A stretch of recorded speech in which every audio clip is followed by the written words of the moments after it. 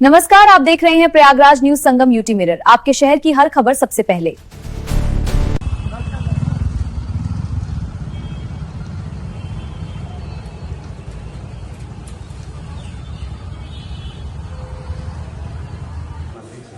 बोलिए नहीं।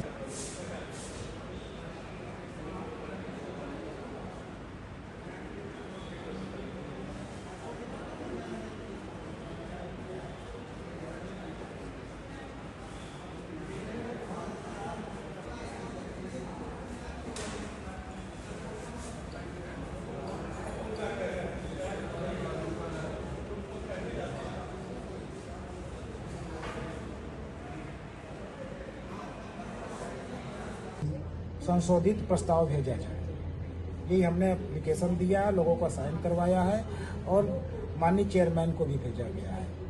लेकिन माननीय चेयरमैन के द्वारा और बार एसोसिएशन के पदाधिकारियों के द्वारा इस एप्लीकेशन पर अध्यक्ष महामंत्री को भी साथ में चेयरमैन बोर्ड ऑफ रेवेन्यू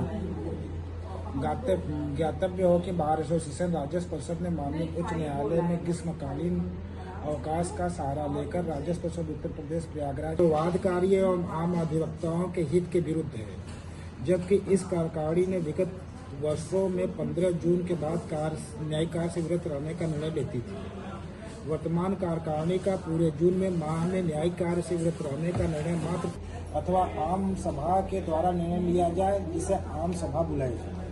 अतः आपसे निवेदन है कि पूर्व में लिए गए यानी जून माह में कार्य से विरत रहने का निर्णय को संशोधित करने हेतु आम सभा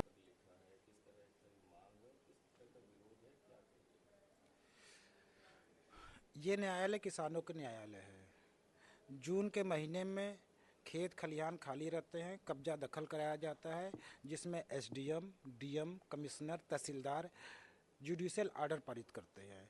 उस ऑर्डर को राजस्व परिषद उत्तर प्रदेश प्रयागराज में चैलेंज किया जाता है और उस पर उनको जो रेमेडी होती है, जो उचित आदेश होते हैं, वो पारित किया जाता है। जून के महीने में बार एसोसिएशन राजस्व परिषद के पदाधिकारी अध्यक्ष कार्य से विरत रहने का प्रस्ताव दे दिया है, जिसके कारण से यहाँ पर न्यायिक सदस्य नहीं बैठ रहे हैं।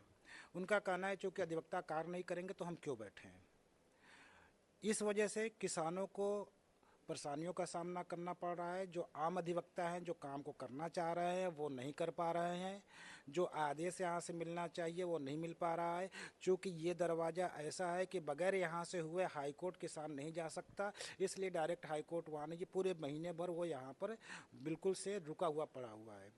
इसका एक बैड इम्पैक्ट ये जाता है कि जिसके फेवर में वहाँ पर आदेश होता है या जिससे जो है प्रशासनिक अधिकारी या वगैरह मिले हुए होते हैं, उनको जो है बाकायदे कब्जा दखल दिला दिया जाता है। भविष्य में उनको और ज़्यादा परेशानियों का सामना करना पड़ता है। चूँकि ये राजस्व न्यायालय है, इसीलिए विशेष तौर पर जून के महीने में राजस्व न्यायालय को बंद करने का प्राविधान अंग्रेजों के समय से अब तक नहीं रहा है। जब से UPJDLR एक्ट लागू हुआ, रेवेन्यू कोड लागू हुआ, अगर कब्जा दखल देने की कोई बात नहीं हुई होती तो ये शासन खुद जून के महीने में बंद करने की प्रक्रिया चालू करता। तहसील से लेकर के बोर्ड ऑफ रेवेन्यू तक जितने भी राजस्व न्यायालय हैं, इनको जून के महीने में कभी भी बंद करने का कोई प्रोविज़न नहीं रहा है। तो ये विधि विरुद्ध तरीके से इन्होंने न्यायिक कार्य से विरत होने का लिख करके जो भेजा है वो कंटेप्चुअस भी है। माननीय सुप्रीम कोर्ट ने भी कह दिया है कि कोई भी जो है पदाधिकारी, कोई भी क्या नाम से वकील न्यायिक कार्य से विरत रहने की या स्ट्राइक पर जाने का अधिकारी नहीं है।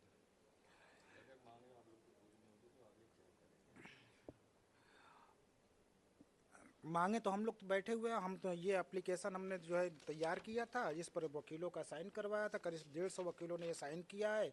ये हमने बार एसोसिएशन को दिया है। एक एप्लीकेशन अलग से चेयरमैन को जा चुकी है, जो हमारे क्या नाम से पदाधिकारी हैं, प्रशासन मंत्री, इन्होंने खुद लिख करके भेजा है कि ये विधि विरुद्ध है। वहाँ पर भी चेयरमैन ने भी कोई नहीं कार्रवाई की है। अब चेयरमैन यहाँ पर 5 जो है सदस्य दे रखा है, तो वो एकल सदस्य क्यों गठित करेगा। और एकल सदस्य गठित करने का प्रोविज़न कहीं है भी नहीं, क्योंकि यहाँ पर जो है शासन की तरफ से कोई ग्रीष्म अवकाश का कोई प्रोविज़न नहीं है। हमारे पास 5 सदस्य पड़े हुए हैं तो 5 सदस्य पूरे काम करेंगे। अगर क्या नाम से ये लगता है कि हाईकोर्ट के अधिवक्ता को कुछ हक तलफी है तो बहुत करेंगे, नो एडवर्स जाएंगे। न्यायिक कार्य से विरत होने की कहाँ से बात आ गई। हमारा मांग यही है कि यहाँ के न्यायिक सदस्य बैठा जाए, बैठे यहाँ पर। बार एसोसिएशन के द्वारा दिया गया प्रस्ताव न्यायिक कार्य से विरत रहने का, उसको पूरी तरीके से निप्रभावी करते हुए बैठे और वादकारियों के वाद को सुने। पंकज कुमार श्रीवास्तव, पूर्व महामंत्री।